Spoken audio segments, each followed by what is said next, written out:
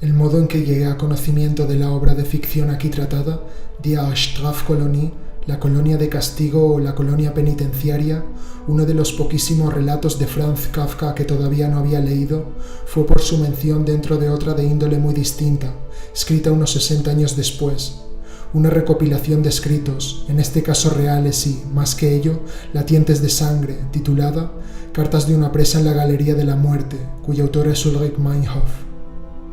En el momento de la alusión a que me refiero, la célebre militante de la RAF se encontraba recluida en la colonia de castigo Köln-Ossendorf, donde llegaría a permanecer 3 veces en régimen de aislamiento total. Se trataba de la primera de ellas, en que habría de alcanzar la inhumana suma de 273 días de encierro ininterrumpido.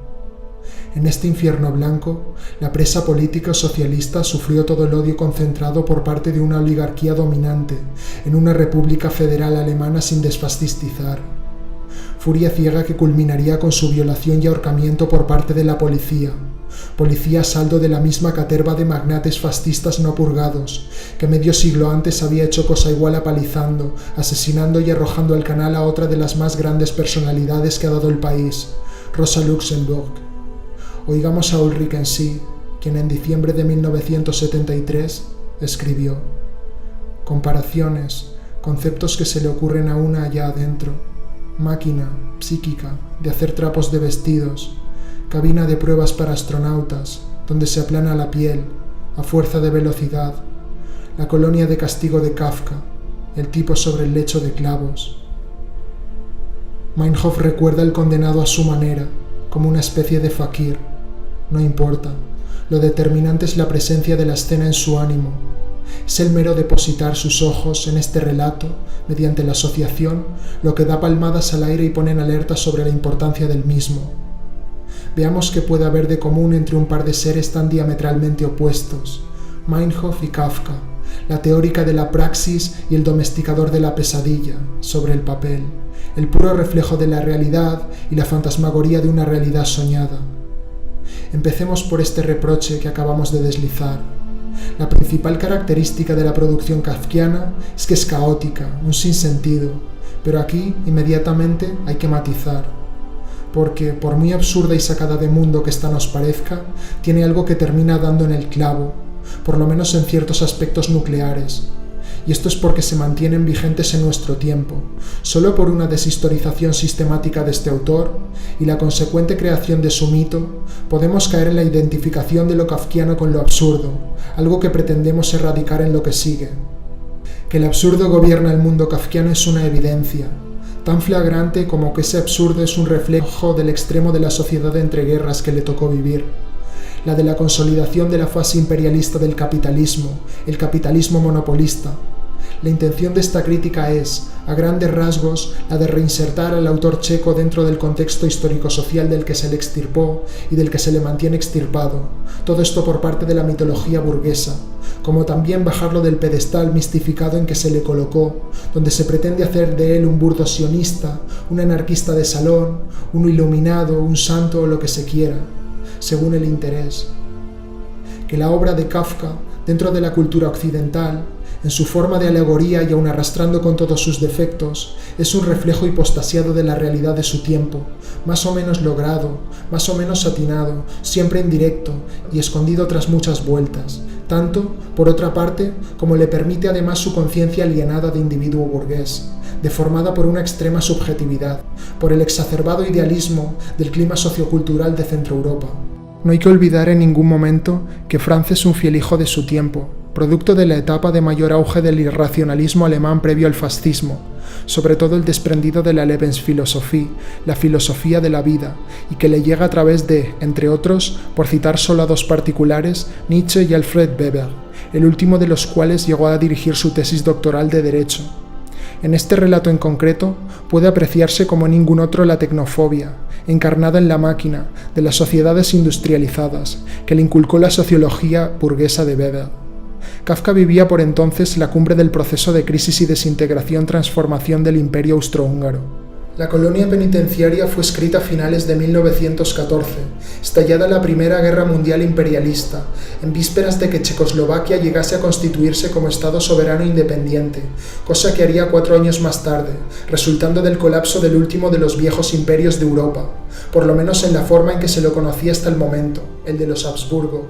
Simultáneamente, además, al comienzo de la redacción del Proceso, obra capital con la que compartirá un idéntico núcleo problemático, pero que supondrá una distinta ramificación de su vertiente, alcanzado un punto de mayor desarrollo del caos de la guerra imperialista, una alternativa vía existencial, de que luego nos ocuparemos con mayor detalle.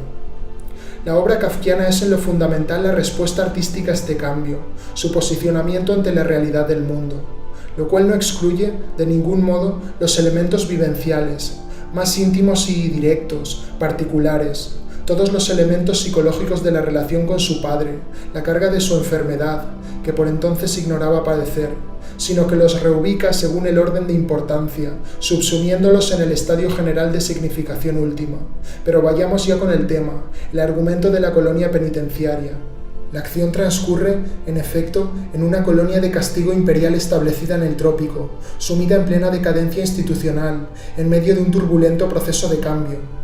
Como tantas otras veces a lo largo de su obra, por ejemplo, en El Castillo, no se especifica el lugar, y ni falta que hace dar nombres. Como ya hemos apuntado, a poco que se conozcan, la colonia rezuma por los 4 costados el militarismo de los imperios en decadencia centroeuropeos, los restos del Sacro Imperio Romano-Germánico, atrincherados en los Habsburgo, la Casa Austria, tanto el más rancio, encarnado en la figura del oficial y la del desaparecido comandante, como el nuevo aburguesado, resultado de la transformación, representado por el actual comandante y las señoras, envueltos en la ociosidad y los ribetes de la más demagógica pseudodemocracia.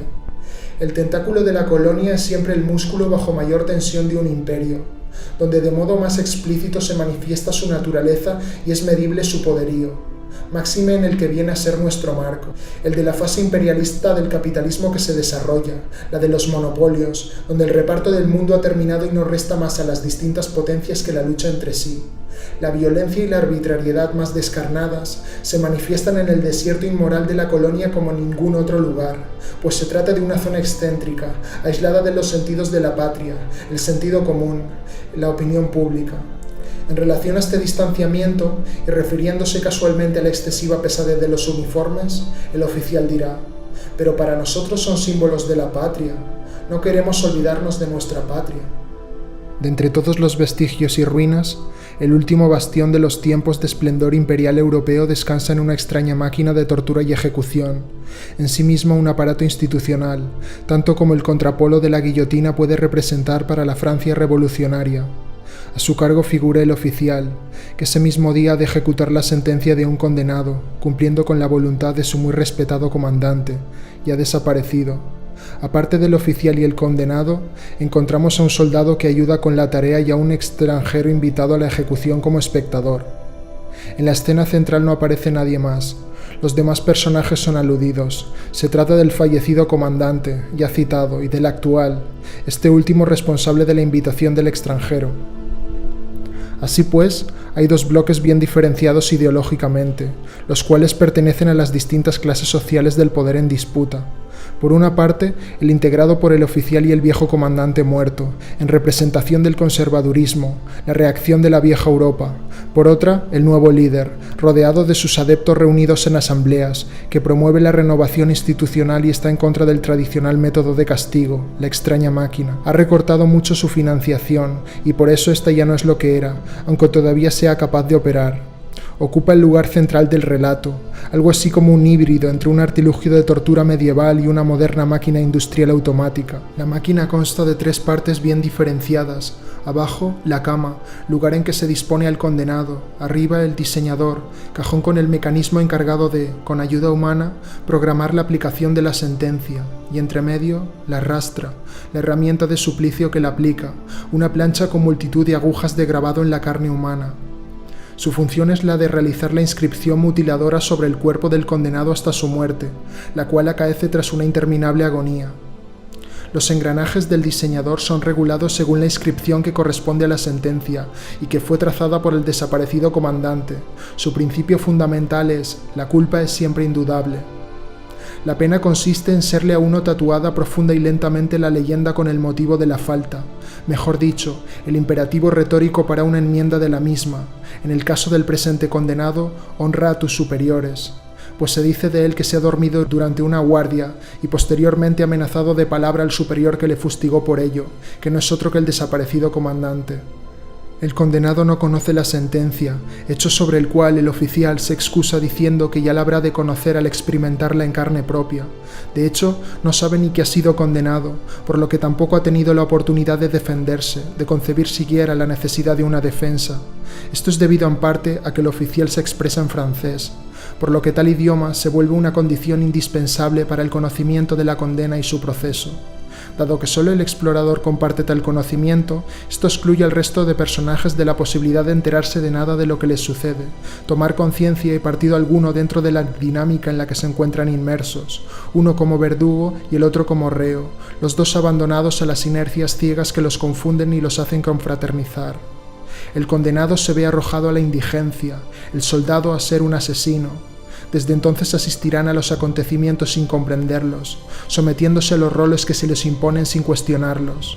Este abandono absoluto del individuo a unas todopoderosas fuerzas procesales, donde se produce un total desconocimiento del delito, el desarrollo del juicio y la sentencia, lo llevará a Kafka hasta sus últimas consecuencias en el proceso, donde ya no habrá por encima un sujeto que sea capaz de racionalizar la situación representando algún tipo de objetividad. Joseph K. sabrá que estaba condenado a morir solo en el momento en que se lo mata, sin llegar a conocer nunca el motivo. El supremo despotismo antidemocrático de los Habsburgo brilla como un relámpago. Volviendo al francés, al hacerse depender el conocimiento del derecho que uno tiene de la adquisición de un idioma, aquel se convierte en un privilegio exclusivo de la educación, lo cual depende a su vez de la clase social. Esto supone una nueva vía de comunicación con los países europeos progresivos representados por Francia, el racionalismo, la cultura del derecho de la Revolución Francesa. El extranjero es el personaje con quien más se identifica el autor. Kafka sabía francés y conocía muy de cerca la cultura francesa. Pero ni este ni ningún otro conocimiento que el extranjero atesore le permitirán descifrar los entramados de la sentencia en sí. Pasemos a ella, ya que es lo más significativo y culminante del relato. Los planos con el diseño de la sentencia, legados por el viejo comandante, están en manos del leal oficial, que trata de cumplir su última voluntad. La cuestión es que se mantienen ilegibles al ojo profano. El oficial se los muestra al explorador, pero solo él parece ser capaz de interpretarlos. En varias ocasiones vemos al explorador esforzarse en vano ante este requerimiento, mas no alcanza a ver nada en ellos. Su trama se mantiene inescrutable. Y es que vienen envueltos en un abigarramiento de puros adornos caligráficos que supuestamente albergan la verdadera inscripción, la cual queda reservada a ocupar una parte ínfima en el cuerpo del condenado. Pero la verdad es que se muestran cual pieles de una cebolla, descubriendo su secreto. En el núcleo no hay sentencia alguna, solo vacío, algo inextenso donde uno se imagina lo que quiere ver, el oficial inventa. Por lo tanto, carentes de contenido, suponiendo cada trazo una herida profunda en el cuerpo del condenado, en los buenos tiempos maximizada con ácido, el castigo se reduce al tatuaje carnicero de filigranas, florituras gratuitas que no sirven para nada más que provocar un sufrimiento absurdo en el condenado, nunca expresando un contenido real. Detrás no hay nada, la sentencia no se alimenta de nada más que la insaciable voluntad de sadismo. Se trata aquí del recreo en un formalismo técnico completamente falto de contenido, un ejercicio que se basa en lo puramente abstracto, como en el plano de lo ideológico la especulación del espíritu irracional hiperdesarrollado, que lleva desenvolupándose y alcanza su cenit principalmente en Alemania, pero cuya escala es mundial. Soy incapaz de pensar en la rastra sin evocar a Heidegger. Del horror ante la industrialización, el grado de desarrollo alcanzado por la tecnología, el automatismo del aparato que, pese a la importancia de su tarea, continúa solo, es una metáfora de las inercias de la burocracia marcial deshumanizada, del trato mecánico con unidades de producción en vez de seres humanos. Pero, y en contradicción con ello, es lo que tiene la alegoría, en último término Kafka dota a la máquina de un carácter místico, como el de una especie de oráculo, del que el antiguo oficial y comandante son una prolongación. Hablemos ahora de la actitud. El desapego inicial del explorador por lo relativo a la máquina y el destino del condenado es cuanto menos chocante. Al principio se muestra sin interés y aburrido, distrayéndose con cosas secundarias. Más tarde ambiguo, neutral ante los juicios y razonamientos aberrantes que el oficial esgrime para legitimar la carnicería.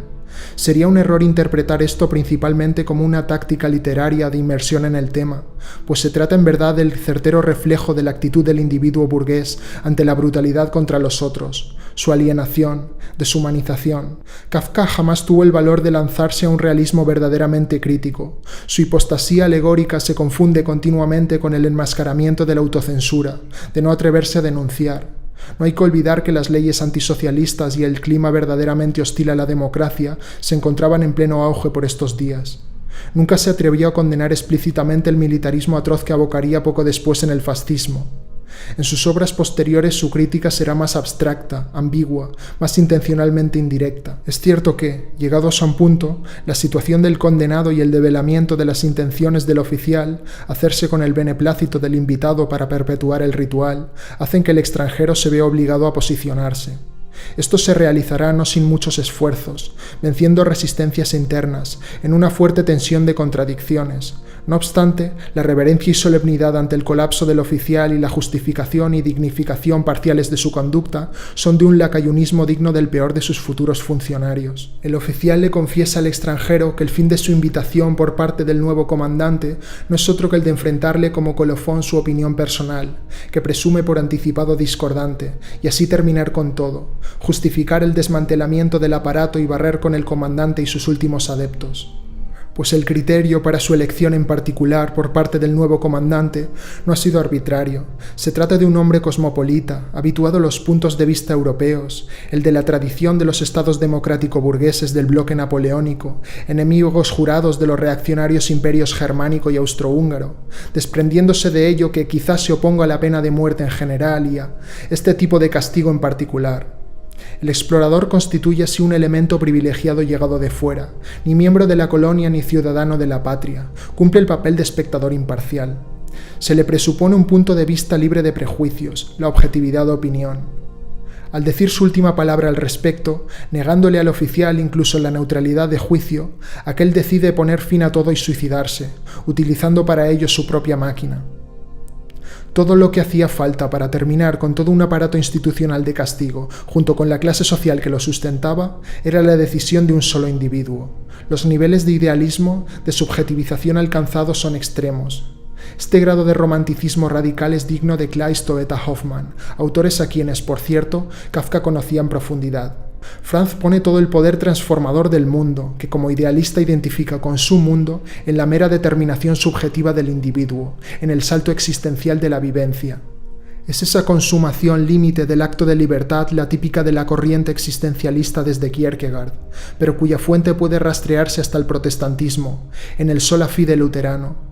Para poder apreciar mejor la magnitud e influencia de este clima ideológico, cómo esta corriente de pensamiento trasciende fronteras, podemos acudir a la obra de otro existencialista, Dostoyevsky, en, por ejemplo, La decisión final de Nikolai Stavrogin. Pero, excepción hecha con la colonia penitenciaria, en sus demás escritos, por lo menos en los más importantes, Kafka jamás dará el paso, el salto existencial, bien sea esto por evidente impotencia, como en el caso de Ante la ley, contenida en el proceso, o bien por postergación ilimitada, como en El castillo. Para ser justos, hay que reconocer que no superará nunca el mundo de cobardía del individualismo burgués. La represión en sus días de todo elemento progresivo era durísima. Como ya se ha apuntado, puede verse claramente la antítesis del relato de que nos ocupamos en la parábola del Ante la ley del proceso, donde lo decisivo para que el campesino jamás acceda a la ley será en este caso su no acción, la incapacidad para dar el salto existencial de intentar franquear el umbral. Para terminar, el final de la colonia penitenciaria, lo acaecido tras el meollo, a partir de la muerte del oficial y en la destrucción de la máquina, puede resultar paradójico, pero es sumamente honesto en cuanto al sentir interior de su autor. Es la respuesta de la contrarrevolución a la revolución subjetiva. El explorador termina espantado de sí mismo por haber contribuido con su juicio a la muerte del último representante de la reacción conservadora, el viejo mundo, pero a su vez tampoco se decide a alinearse con el nuevo poder establecido de la burguesía. Kafka no deja libre de crítica a la nueva clase social emergente, cuyo poder es tan grande que alcanza incluso a imponerse en el punto más excéntrico de un imperio, la remota colonia, pese a tenerla para el caso de contrapolo revolucionario, ser sepulturera del viejo sistema. Recordemos que el relato es previo a la gran revolución socialista de octubre y que el escritor praguense no vislumbraba en su horizonte por entonces nada más que o los restos del feudalismo en proceso de extinción o la burguesía en pugna por establecerse de modo cada vez más sólido. Ante esto solo le queda el escape, la evasión espiritual. El explorador abandona la colonia echándose al mar, sin dejar que ningún testigo lo acompañe. Kafka jamás volverá a ser tan crítico como en este relato. Toda su obra ulterior representa en esencia un amargo retroceso, una caída en el abismo de la interioridad y la desesperación.